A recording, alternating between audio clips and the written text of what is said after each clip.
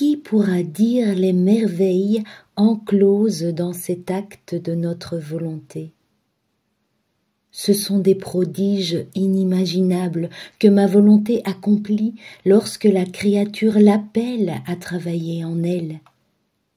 Par conséquent, fais tout disparaître dans ma volonté.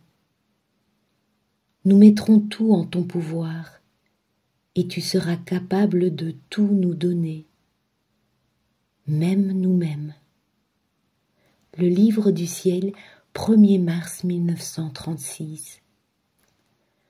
Alors bonjour à chacune et à chacun. Voici un petit partage de ce que nous vivons dans notre école de la divine volonté qui est située près de la source de Banneux. C'est toujours le premier samedi du mois que les cours sont donnés et nous avons eu la grâce d'assister donc ce premier samedi du mois de février, le 1er février 2025. Et le matin, sur le chemin qui nous menait à l'école, nous étions remplis d'une grande joie et d'une paix profonde, sachant que nous allions recevoir les prémices d'un nouveau fruit divin. Et cette joie était encore plus grande sur le chemin du retour, avec cette multiplicité de saveurs qui pétillaient dans notre cœur. Ô loué soit le ciel qui nous nourrit de la sorte. Alors il faut savoir que la culture de ce fruit divin se fait quotidiennement au fil des jours, dans les profondeurs d'une petite âme toute consacrée à la divine volonté. Et la maturation du fruit se poursuit tout en douceur, accompagnée du céleste jardinier. Et donc, quand nous nous rendons à l'école chaque mois, nous nous émerveillons devant l'évolution et le mûrissement de ce fruit divinement céleste. D'expérience, nous avons appris qu'il faut plus ou moins 6 mois pour que le fruit soit complètement mûr et prêt à la consommation. C'est pourquoi dès que le fruit sera gorgé de lumière et qu'il sera prêt à être savouré, nous vous le partagerons sur les ondes sous forme d'un PowerPoint pour que vous aussi vous puissiez en goûter. Ensuite, dans l'après-midi de cette journée, nous avons l'habitude de parcourir les bois de Banneux pour y vivre notre ronde, fusionnée à la Sainte Trinité, à la Vierge Marie, avec les anges, les bienheureux et toute la création. Et nous nous sommes donc plongés dans l'acte unique de Dieu, en parcourant toute l'humanité de notre Jésus. Oh, le ciel et le soleil étaient splendides et nous encourageaient à traverser les différents Édens renouvelés par notre bien-aimé et à y déposer tous nos je t'aime partout, à lui tenir compagnie, à le consoler, à réparer avec lui. Et puis nous avons inscrit toute cette nouvelle création dans toutes les créatures. Et enfin, nous lui avons demandé que son règne descende sur la terre, que son règne soit connu pour qu'il soit aimé. Oh oui Jésus, que ton règne vienne, que ta volonté soit faite sur la terre comme au ciel.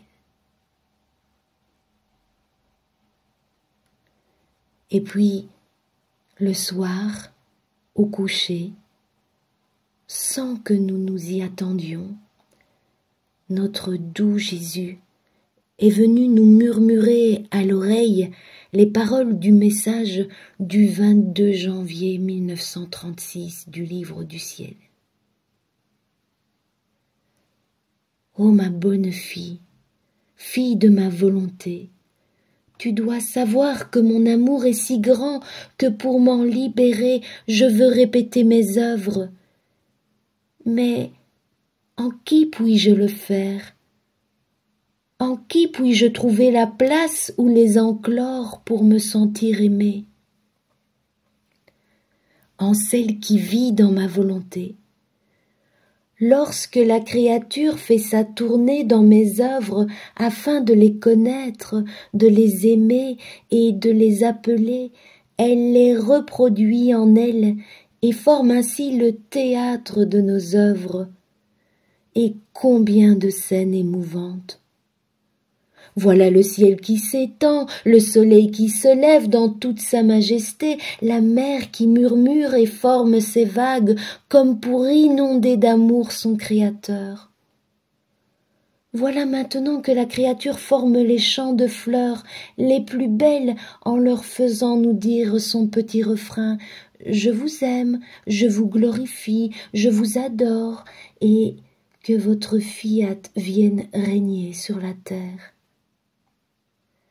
Mais ce n'est pas tout, et tu le sens, en tournant dans les œuvres de la création, elle répète mes œuvres, et c'est mon très grand désir et délice d'assister aux très splendides scènes de la création dans la créature.